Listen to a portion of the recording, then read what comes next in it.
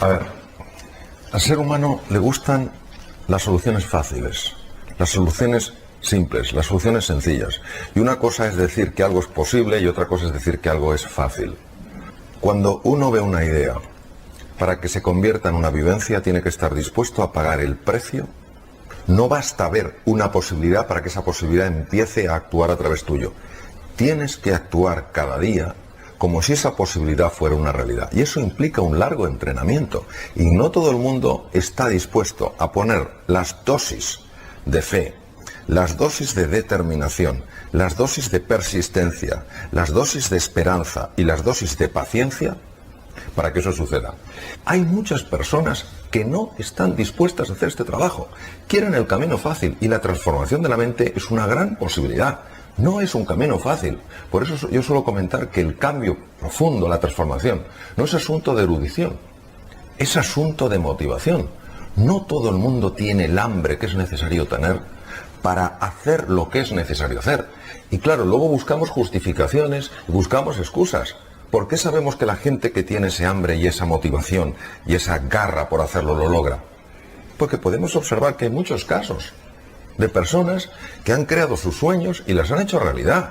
Y no ha sido nada fácil, pero han persistido, han creído en la idea, han seguido adelante. Pero no nos olvidemos, la clave es que la persona tenga hambre por crecer. Porque puede tener lo mejor de lo mejor enfrente, que como no tenga hambre, como no tenga ese espíritu ingenuo del que hablabas tú, esas ganas de aprender, y piense que todo lo sabe, o que el sistema es el que lo decide todo, esa propia persona está poniéndose en una situación de víctima que le va a impedir por completo aprender.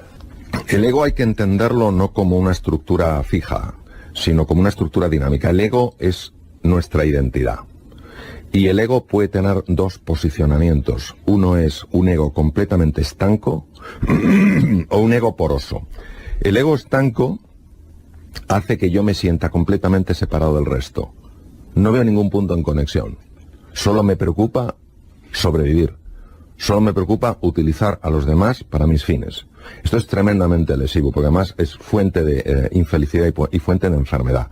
El ego poroso es cuando yo reconozco que sí, que tengo un cuerpo distinto, que tengo formas distintas de ver la realidad, que me gusta más un color, que me gusta más una cosa, pero a la vez soy consciente de que todos los seres humanos formamos una unidad. ¿Por qué? Porque todos tenemos ilusiones, todos tenemos preocupaciones, todos tenemos angustias, todos tenemos luchas internas. Y eso hace que yo, reconociendo que soy distinto de los demás, no me sienta distante.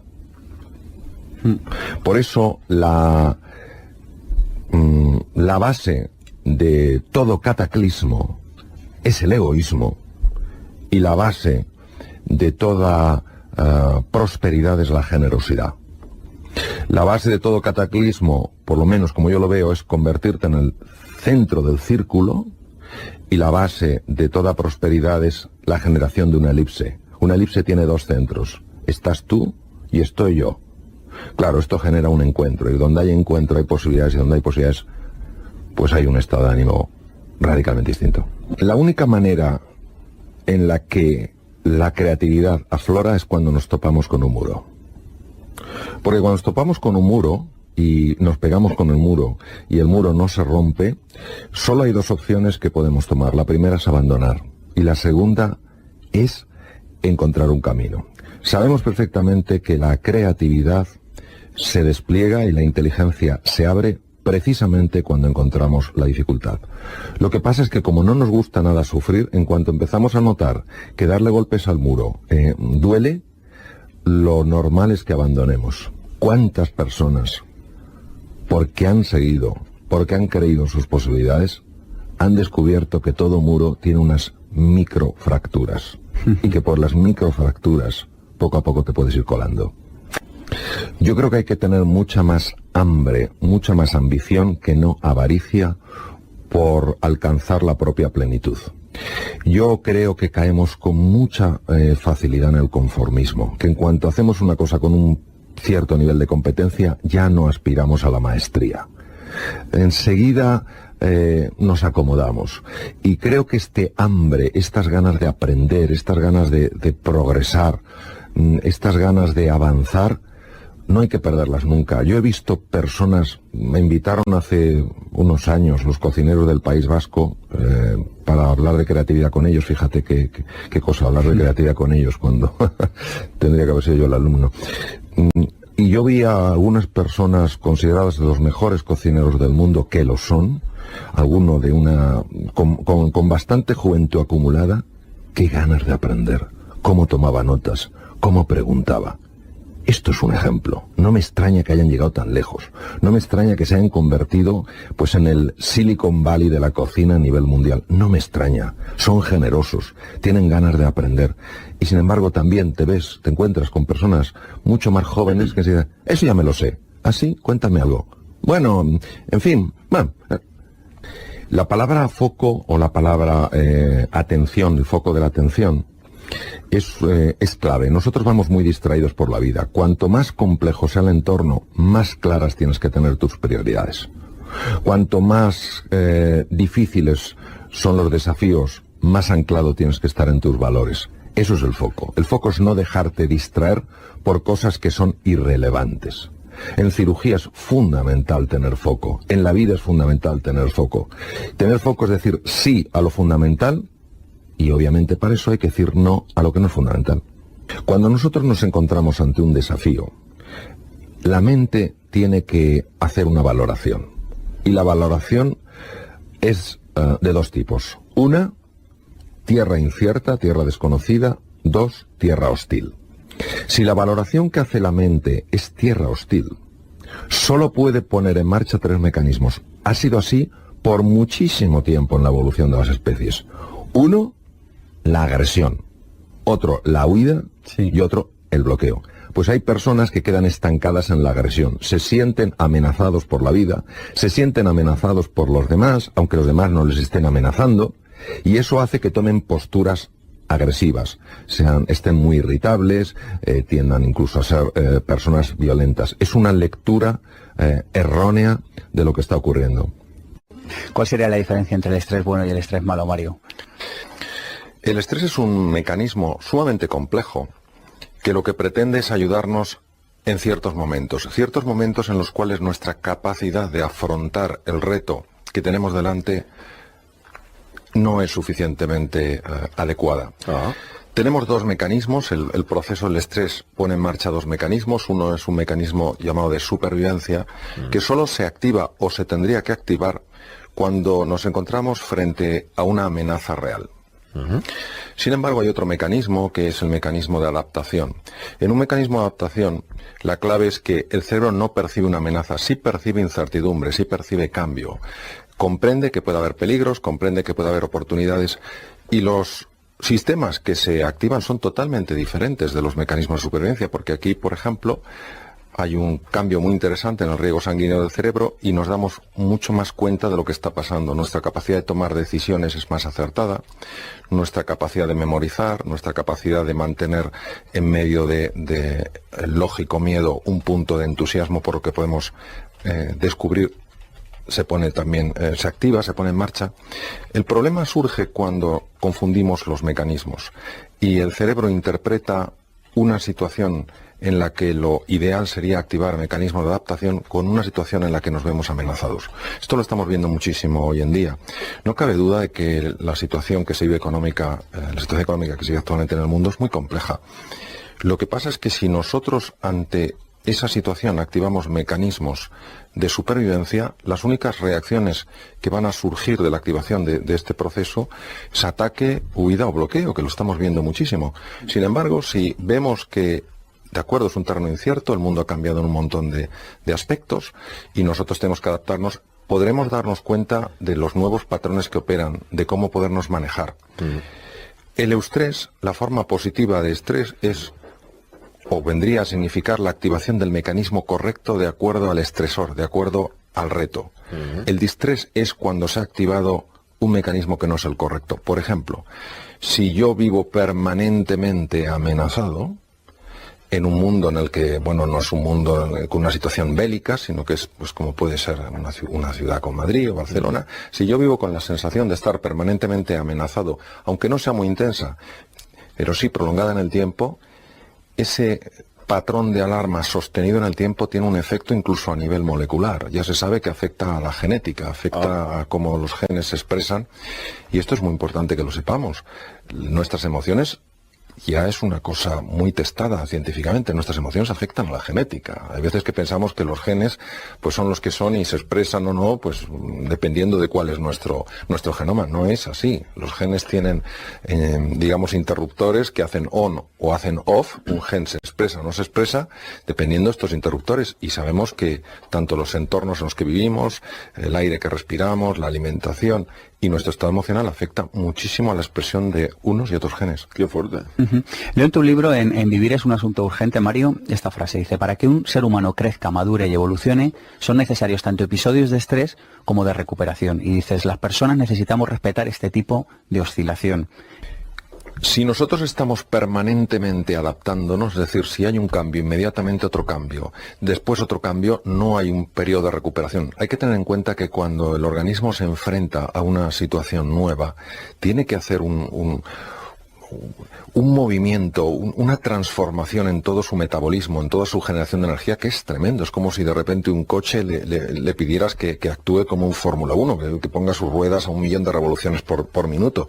Esto es una cosa que obviamente implica un desgaste y una necesidad de recuperación. Hoy sabemos que uno de los problemas que está padeciendo la sociedad moderna es que, además de que estamos permanentemente en esta situación de tensión, no nos tomamos en serio los periodos de descanso. Yo quisiera resaltar que el periodo de descanso no es una pérdida de tiempo, que no nos tenemos que sentir culpables, ni avergonzados, ni asustados porque van a pensar los demás. El periodo de descanso es como el sueño. Cuando una persona no duerme una media de 7 horas diarias, sabemos de forma clara que afecta a su sistema de defensa, que afecta al funcionamiento de su tubo digestivo, que empeora la memoria, que empeora la eficiencia. Pero muchas veces todo esto que no sea el hacer, lo vivimos como una pérdida de tiempo. Es absolutamente necesario que busquemos espacios a lo largo del día, sencillamente, son 4 o 5 minutos, dar un pequeño paseo, oír algo de música, cerrar los ojos, algo para recuperarnos. Es imprescindible. Si una persona no busca estos periodos de recuperación, automáticamente el organismo se resiente. Hablas muy claramente de la distinción entre el mundo real y el mundo mental. René Descartes hizo esa pregunta: ¿dónde está la verdad? La verdad obviamente está en la realidad. Lo real, en mayúsculas, es lo verdadero. Lo que no es real no puede ser verdadero. Y llegó a la conclusión que lo único de lo que te podías fiar era el pensamiento. El famoso cogito ergo sum, pienso luego existo. Porque para él el pensamiento era lo que te daba la fiabilidad. Sin embargo, luego en neurociencias ha demostrado que esto es un gran error, lógico. En aquella época, hablamos de hace más de 300 años, que las emociones, claro que cuentan, y nos hemos dado cuenta del poder brutal que tiene la mente para distorsionar nuestra percepción de la realidad. Entonces esto ha llevado a un concepto que es volver a los sentidos. ¿Qué es volver a los sentidos? Volver a los sentidos es salirse del juicio, que no quiere decir no tener criterio, salirse del juicio y explorar la realidad, con tu vista, con tu oído, con tu palabra, con datos. Con datos. También, es decir, es ir a conectar con el mundo real y no tanto con el mundo mental que muchas veces nos tiene aprisionados. Antes de juzgar, explora, pregunta, analiza, observa, indaga, busca y luego ya sacarás una conclusión. No te aferres a lo primero que parece, porque a lo mejor no es lo que es. Pues para mí acercarse a la realidad es intentar conectar con lo que es, no con lo que parece que es.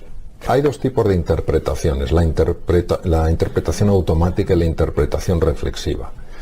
La interpretación automática es cuando yo, de forma automática, sin pensarlo, es un sesgo inconsciente, valoro algo en base a una serie de presupuestos, a una serie de creencias previas.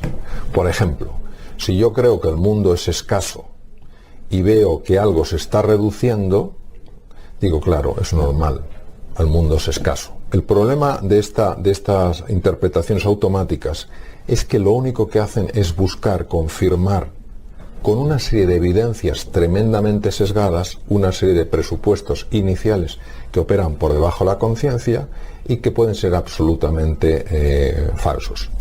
La interpretación con las reflexiones, como bien dices tú, es con los datos que hay una vez que yo he explorado cómo les doy un sentido.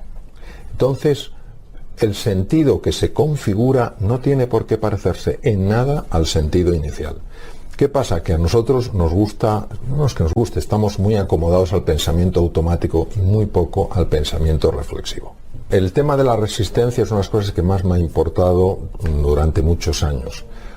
Hay dos tipos de resistencia ante situaciones nuevas. Está la resistencia intelectual. La resistencia intelectual se supera con información. Es decir, hay personas que dicen, pues esto es un desastre, esto es una amenaza, y hablan desde la desinformación. Entonces esas personas, para poder superar, trascender esa resistencia, lo que tienen que hacer es informarse. Es decir, entender que para tener una opinión que tenga un cierto valor, tienes que tener un mínimo de información. Opinar por opinar sin saber, puedes pensar que llama la atención, que atraes a algunas personas, pero no es un ejercicio que yo considere conveniente. Entonces esa resistencia se supera con información.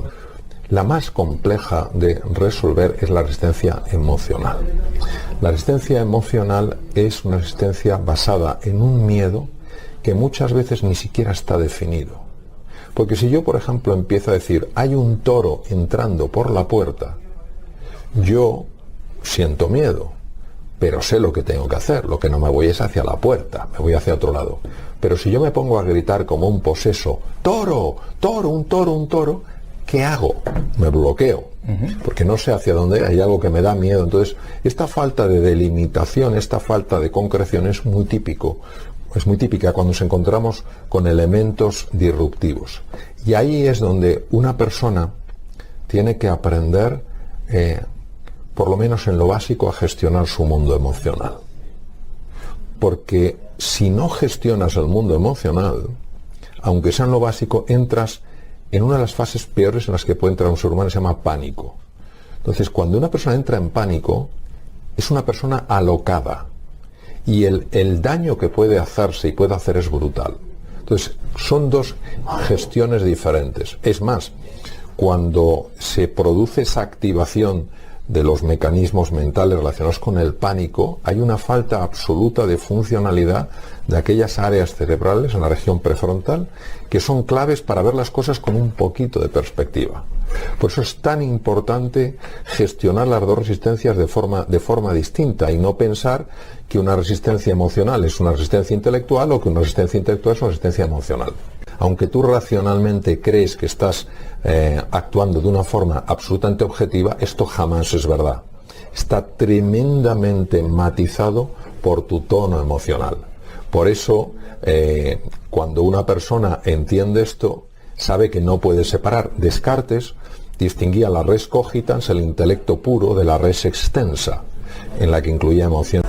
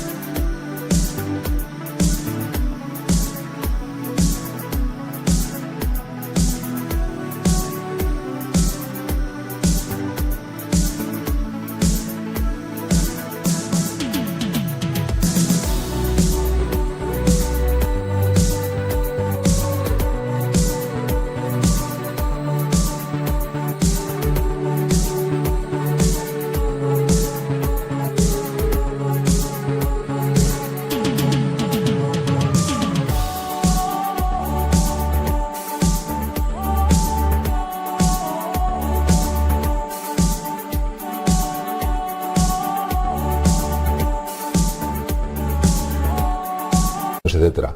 Y por ejemplo, Antonio Damasio, para mí en neurociencia afectiva en humano, no en animal de experimentación humano, el número uno del mundo, Antonio Damasio claramente mostró que no existe esa separación con bisturí entre lo racional y lo emocional, sino que lo emocional está tremendamente imbricado en lo racional. Es como el color, en el color verde, lo azul sería lo racional, lo amarillo sería lo emocional. Tú en el verde no puedes distinguir lo azul y lo amarillo. La persona dice, no, yo solo he sido racional, como si solo hubiera color azul. No, hay color amarillo también, aunque tú creas que no, porque no estás viendo el verde, la enorme emocionalidad que hay en tus decisiones aparentemente tan racionales. Automáticamente tú estás viendo un color que no es el real.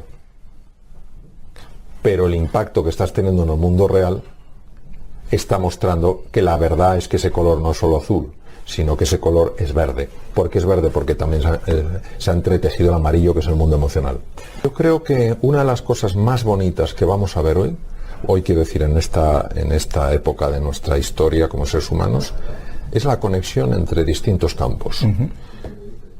La medicina, la neurociencia en particular, todo lo que es el funcionamiento del sistema nervioso en su conjunto, la psicología, todo lo que tiene que ver con elementos como la física teórica, temas que tienen que ver con la espiritualidad, entendiéndolo en un sentido amplio, un sentido de trascendencia del ser humano, es decir, que yo no puedo ser explicado, ni tú ningún ser humano puede ser explicado exclusivamente desde la materia. Es decir, que el amor que tú puedes tener o que yo puedo tener por nuestros seres queridos, claro que implica centros nerviosos que se activan, neurotransmisores que se liberan, situaciones viscerales que cambian, pero no se puede todo reducir a un movimiento físico. Hay algo de lo que se está investigando mucho desde la física teórica, como forma muy próxima a esto, que es una dimensión sutil de la existencia. Entonces, yo creo que cada vez vamos a ir viendo cómo estos campos se unen. Y hay que añadir uno más, que es la filosofía. Porque claro, filosofía significa amor a la sabiduría. Nosotros lo que queremos es ser sabios en la vida. Ser sabio, ¿qué es una persona sabia? Una persona sabia va más allá de una persona inteligente con conocimientos. Una persona sabia no solo sabe cómo hay que hacer bien algo, sabe qué es lo que hay que hacer bien.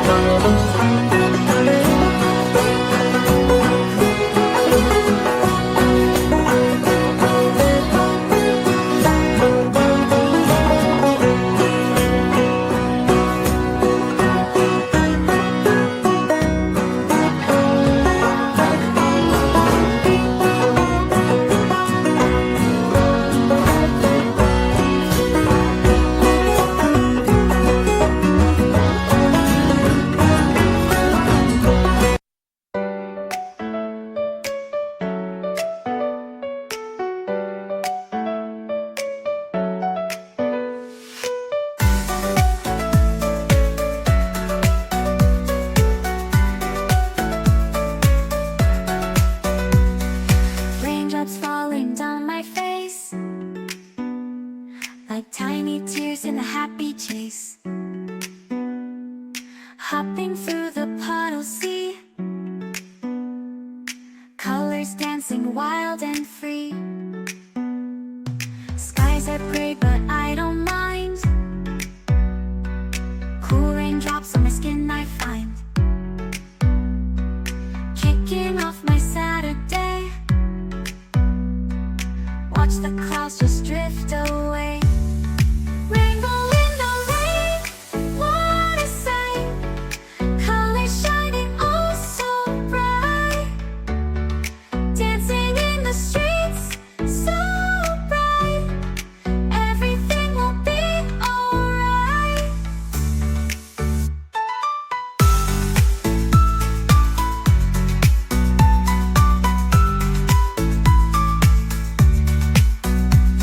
Umbrella spinning, twirling round, a colorful halo on the ground, music playing on the sand, skipping beats, the heart will sway, feel the world come out to play. Lightning cracks but don't you fear, magic shines when skies are clear, raindrops whisper secrets true, a hidden beauty shines right through. Rainbow in the rain, what a sight, colors shining oh so bright, dancing in the streets so bright, everything will be alright. Raindrops falling soft, peeks through, rainbow magic me and you, smiling faces, hearts alight, everything will be alright.